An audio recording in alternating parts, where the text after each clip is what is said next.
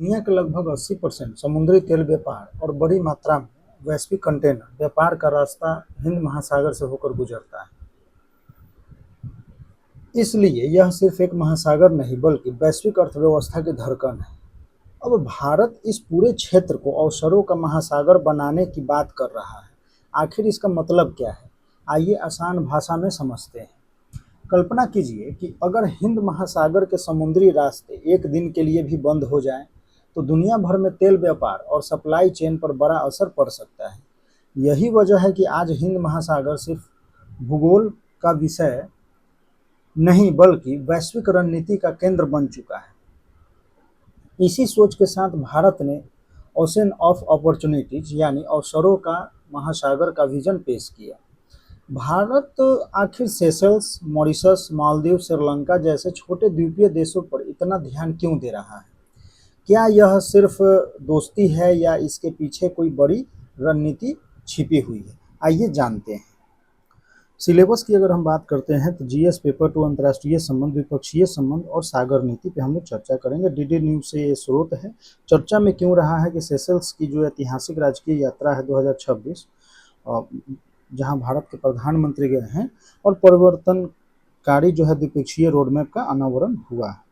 अब इसकी अगर हम बात करते हैं तो रणनीतिक दर्शन यानी यह कदम जो है वो Sagar security and growth for all in region नीति के अनुरूप है, जो छोटे द्वीपीय विकासशील देश हैं उसके साथ संस्थागत विश्वास को मजबूत करता है।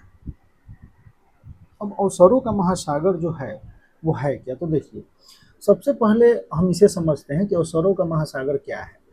यह भारत का एक रणनीतिक दृष्टिकोण है जहां जिसका उद्देश्य देखा जाए तो हिंद महासागर के क्षेत्र के देशों के साथ मिलकर समुद्री सुरक्षा, ब्लू इकोनॉमी, डिजिटल कनेक्टिविटी, जलवायु सहयोग और आर्थिक विकास को बढ़ावा देना है।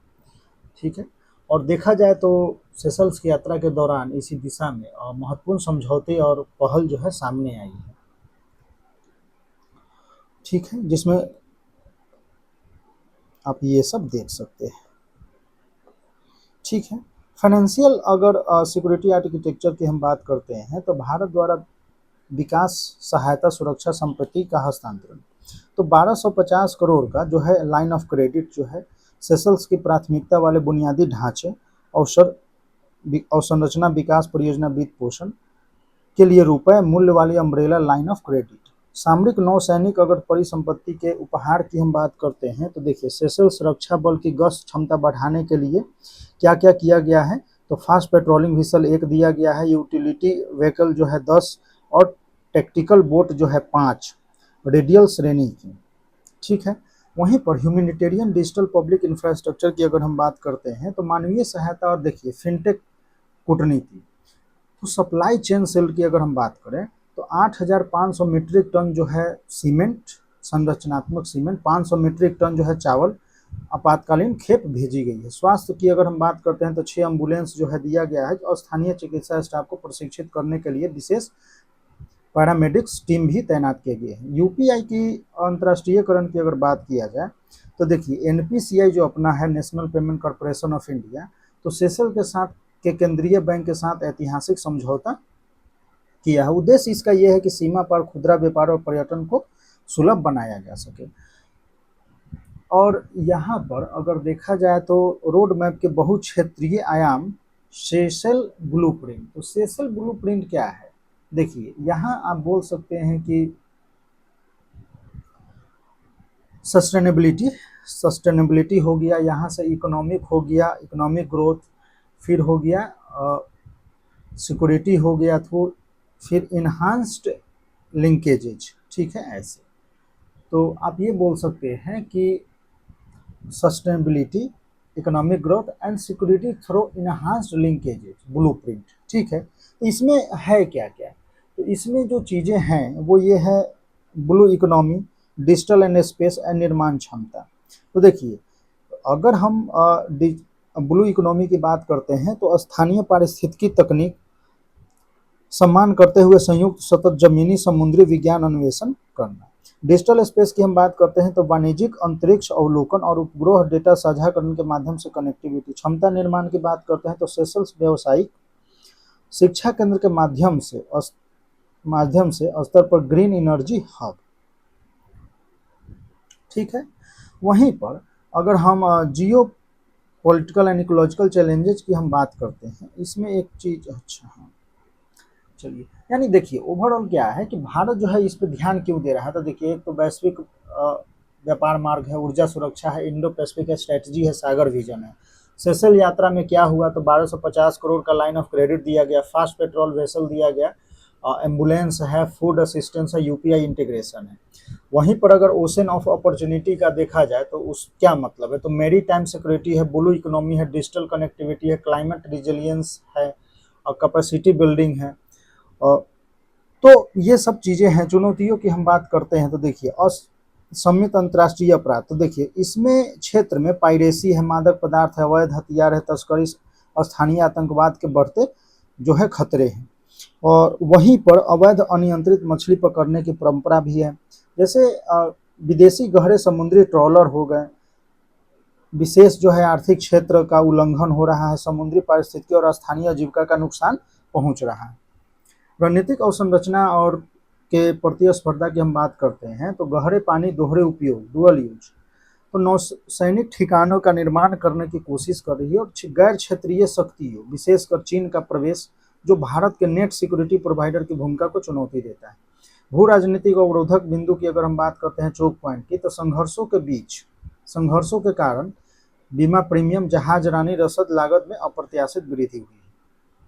यानी देखिए चुनौतियों में क्या है, पायरेसी हो गया, इलीगल फिशिंग हो गया, क्लाइमेट चेंज हो गया, और चाइना की बढ़ती मौजूदगी हो गई, स्ट्रेटजिक कंपटीशन हो गया। ठीक है, तो ये सब चीज़ें हुई है। वे फॉरवर्ड में देखा जाए तो देखिए मैरीटाइम डोमेन अवेयरनेस की बात हम करते हैं तो अवैध मछली पकड़ने के जहाज़ों पर नजर रखने के लिए निरंतर संयुक्त नौसैनिक गश्ती, वास्तविक समय के उपग्रह डेटा साझाकरण का विस्तार, एरोस्पेस सहयोग, तो सेशल्स और अन्य जो शीर्ष तटरक्षक बलों की खोज है, बचाव अभियान के लिए उन्नत हल्के हेलीकॉप्टर हो गए, इन सबका वितरित किया जाएगा। साइबर और एआई रक्षा केंद्र यानी डिजिटल नेटवर्क को सुरक्षित रखने के लिए भारत जो है समर्थित विशेष साइबर रक्षा कमान केंद्रों को की स्थापना में तेजी लाए। सीडीआरआई का एकीकरण, तो देखिए सीडीआरआई के माध्यम से जलवायु परिवर्तन के सुरक्षित तटीय बंदरगाहों और प्रतिष्ठानों का निर्माण करना है। अगर हम आंसर राइटिंग के पॉइंट ऑफ व्यू से अगर देखते हैं तो कुछ कीवर्ड है, जैसे हाई वैल्यू कीवर्ड क्या है, तो Sagar doctrine, strategic autonomy offsets, new security provider, maritime domains awareness, fintech diplomacy and blue economic sustainability, double use, novel asset challenge, multi sectoral value chain.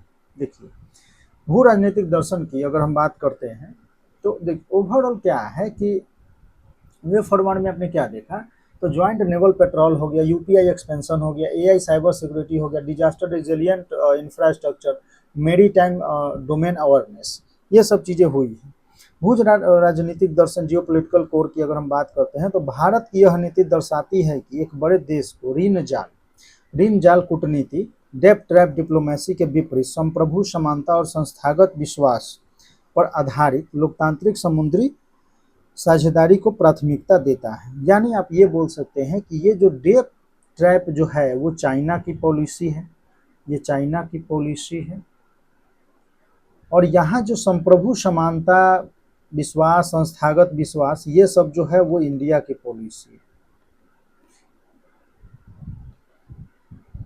तो इंडिया की ये policy है। ठीक है, तो एक देश जो है गुलाम बनाना चाहता है और एक देश चाहता है कि आप अपने पैरों पे खड़े हो और जो है संप्रभु और लोकतांत्रिक तरीके से रहें आप। ठीक है, तो इन सब चीज़ों को प्राथमिकता लोकतांत्रिक समुद्री साझेदारी को प्राथमिकता देता है भारत। इससे जो है रिलेटेड एक क्वेश्चन है, इसको आप लोग करेंगे। ओवरऑल लास्ट में आज हिंद महासागर सिर्फ समुद्री व्यापार का रास्ता नहीं बल्कि 21वीं सदी भू राजनीति का केंद्र बन चुका है। यदि भारत अपने पड़ोसी द्वीपीय देशों के साथ भरोसे, विकास और सुरक्षा पर आधारित साझेदारी को मजबूत करता है तो यह क्षेत्र वास्तव में अवसरों का महासागर बन सकता है। धन्यवाद।